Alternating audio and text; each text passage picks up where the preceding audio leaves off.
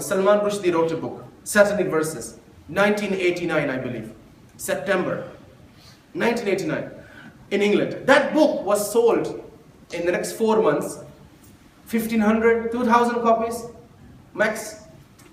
2,000 copies, 3,000, make it 5,000. Let's exaggerate. 5,000 copies sold in 4 months. Not a big deal.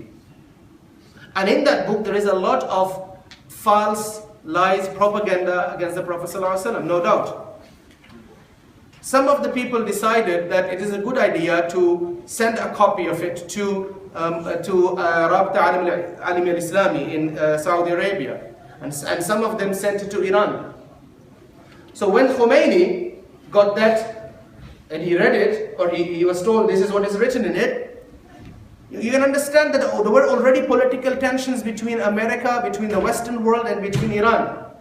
American embassy staff was held hostage in those days. So a lot of, there is a lot of tension between the Western world, you can say, and Iran. So Khomeini decided, and he says that the fatwa of Salman Rushdie, he says that he should be killed.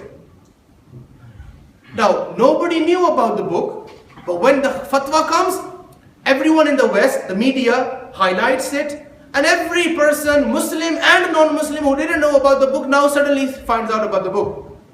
The Muslims, the type of nation we are nowadays, more emotions, less intellect, less aql. We respond with emotions. We don't respond with daleel, with aql, with the way of Rasulullah sallallahu alaihi wasallam. We act with more emotions. They started protesting in whole of Europe. Really, and one of them in Bradford, our Pakistanis, mashallah, our Pakistanis, wallahi, they are the most emotional. When it comes to these things, they don't think, what did the Prophet teach? And what did we do? They just think, oh no, now we should, and this is their so-called understanding of deen. This is why, whenever something like this happens, most of the problems is in India and Pakistan, this subcontinent. That is why people that have other faith, you just need to say, oh, that Christian disrespected the Prophet, he will be killed. People will become angry. Aggression. They will not think, that listen, hold on. Is it really the case? And who are we to judge? In Islamic legal framework, we do not have the authority to interpret something as blasphemous. We have no authority. This is up to the qazi, up to the court to decide whether something is blasphemous or not. The problem is with individuals take legal framework in their own hands. In fact, they totally kick legal framework, ignore it, and they say, no, according to me, this is gustakhi, this is against the honor of the Prophet ﷺ, so I must kill him now. Subhanallah, Islamic law has given us proper legal framework that needs to be followed. First step is does it come under the definition of blasphemy? Number two, when it comes under the definition of blasphemy, what type of blasphemy? Each type has a different hukam. Number three, who is the offender of blasphemy? Is he a Muslim? Is he a non-Muslim? If he is a Muslim, which school of law does he belong to? Is he Shia? Is he Sunni? This is subhanAllah, this is how far it goes. And then there must be, the person is given 3 chances. 3 chances. And between these 3 chances, there are months that the person can really, while he is away in jail, think about the consequences. And that is not when someone says, oh, Muhammad sallallahu alaihi wasallam was not a true prophet of Allah. That is not blasphemy. Blasphemy is really very, very severe something. And the ulama decide that, by the way. And the court decides that, not individuals.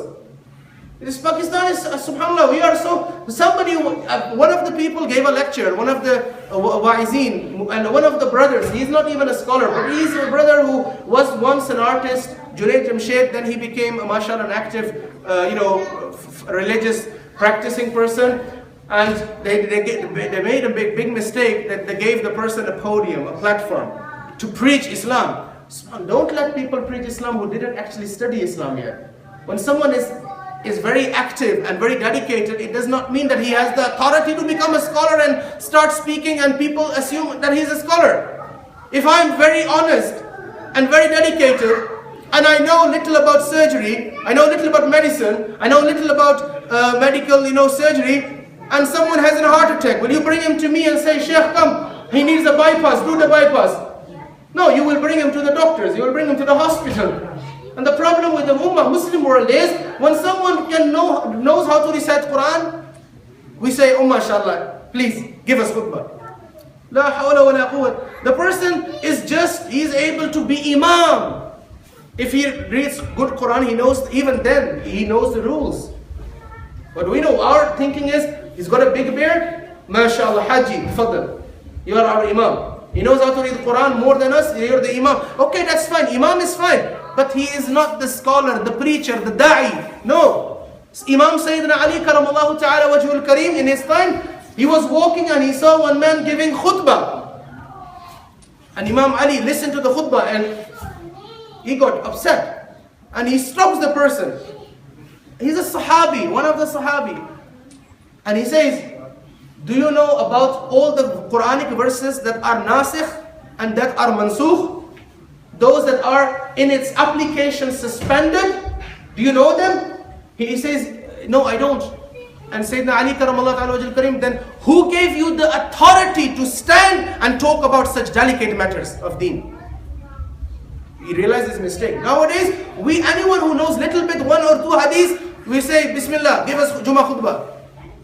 And our communities, they don't invest in true scholarship. We don't do that. When we want, we will make a big masjid, beautiful masjid. When it comes about the imam, when it comes to make someone the imam, get someone who's going to lead the community, we say, it's okay.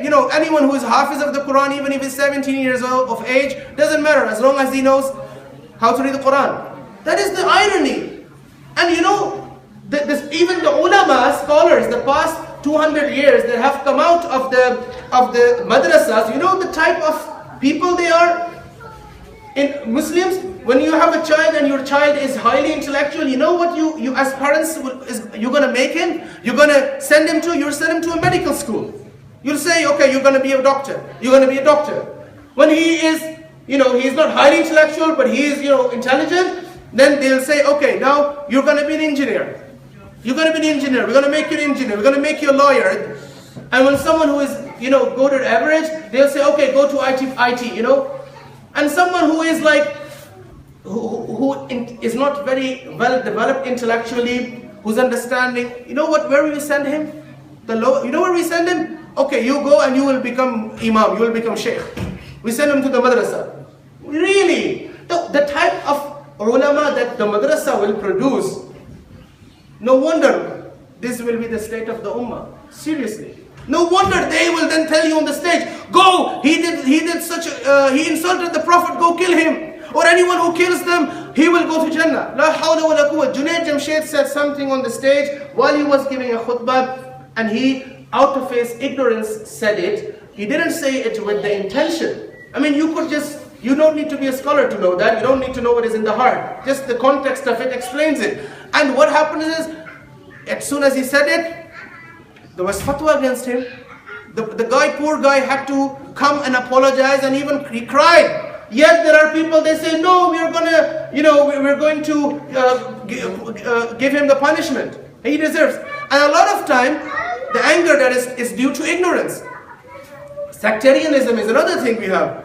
Ignorance about, in Islam, when a Muslim does blasphemy, even he's given 3 times. You can say the chance, 3 chances. When a non-Muslim commits blasphemy, what should you do? He is non-Muslim, he doesn't know better. Khalas, end of story, like Rasulullah sallallahu alaihi wasallam. See, they said, Ya Rasulullah, they call you Muzammam, the condemned one. Rasulullah says, they call him Muzammam, not me, I am Muhammad. Because the Prophet knew that these people, they don't know better. That is why in Taif he was injured severely. What does he do? He says, Ya Allah, if Jibreel comes, let us punish them. He says, no, they don't know better. And he makes dua for them. Ya Allah, give them hidayah. And if you don't want to give them hidayah, if hidayah is not written for them, give their offspring, their lineage, their children hidayah. This is the prophetic, sunnah. Not like, oh, one cartoon is now, let us go all on the streets. The satanic verses, when it came, Khomeini gave that fatwa, right? He gave the fatwa, the media picked it up. A lot of Muslims went to protest, and in Bradford, the Pakistani community, you know what they did? Since mashallah Pakistani Indians, I'm a Pakistani by the way, so don't be offended if you're Pakistani, I'm talking about my nation.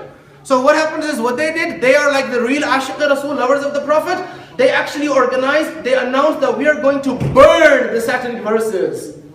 Like this was a big thing it's a big thing here, you know, back home maybe to burn a flag is, Islamically to burn a flag is not allowed. Really, the Prophet ﷺ said anything that is sacred to a nation, to a community, don't ever dishonor it. Even if you are in war with it.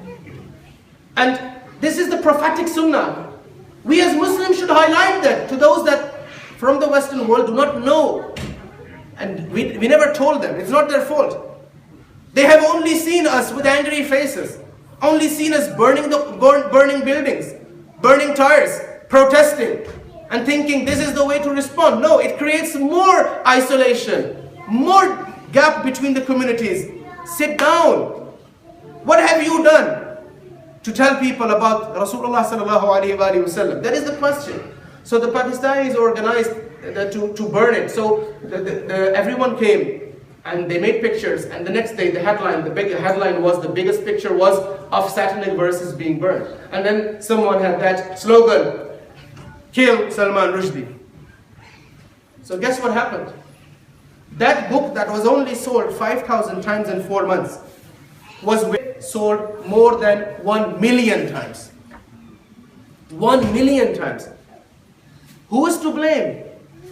5,000 people were brainwashed. They were told false lies about Rasulullah sallallahu alaihi wasallam. But it is much more worse when 1 million people are told that, isn't it? This Charlie Hebdo, they print normally 60,000. You know, their run now is 5 million. 5 million. Why do we respond to these things? Seriously. There is no need to respond. People will always talk against the Prophet, and they have always done that. Sallallahu alaihi wasallam. But it's how do we tell people about Rasulullah sallallahu alaihi wasallam? What have we done? So that is the question we should actually be asking ourselves. Yes, we can talk about freedom of expression and its limits, and I do that all the time. But right now, what we need to do is, first of all, understand that our reaction must be according to the sunnah of Rasulullah sallallahu alaihi wasallam.